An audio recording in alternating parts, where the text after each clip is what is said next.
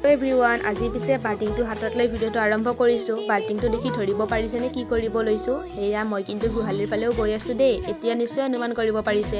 আৰু এইজনী আমাৰ ৰঙী গাইজনী হয়, এইজনী গাই আজি খীৰাব লৈছোঁ। এয়া পোৱালিটো এৰি প্ৰথমতে অকণমান গাখীৰ খুৱাই লৈছোঁ, নহ'লেনো আৰু ক'ত খীৰাব দিব নহয় জানো।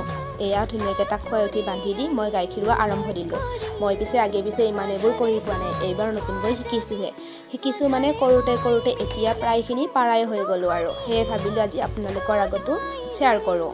এয়া মই যিহেতু গাঁৱৰ ছোৱালী, এইবোৰ কাম নোৱাৰিলে নকৰিলে বা নিশিকিলে জানো নিজকে গাঁৱৰ ছোৱালী বুলি লেবেল দিব পাৰিম? নিশ্চয় নোৱাৰিম নহয় জানো। লগতে মাৰ কামবোৰত অকণমান সহায় কৰি দিয়াৰ নিচিনা হৈছে। মাহঁতক কিবা এটা কামত সহায় কৰি দিব পাৰিলে মনটো যে কিমান ভাল লাগে নিশ্চয় আৰু কাকো বুজাব নালাগে। আৰু এইফালে প্ৰায় গাখীৰ খীৰাই হৈ গ'ল। বাল্টিংটোত অকণমান যেন লাগিলেও ইয়াতে কিন্তু প্ৰায় আধা লিটাৰমান গাখীৰ আছে। আধা লিটাৰৰ অকণমান বেছিয়ে হ'ব, কম নহয়। আজিলৈ বাই বাই। আকৌ লগ পাম অন্য এটি ভিডিঅ'ৰ সৈতে। আপোনালোকে লাইক কৰি দিব, কমেণ্ট কৰিব, লগতে চেনেলটো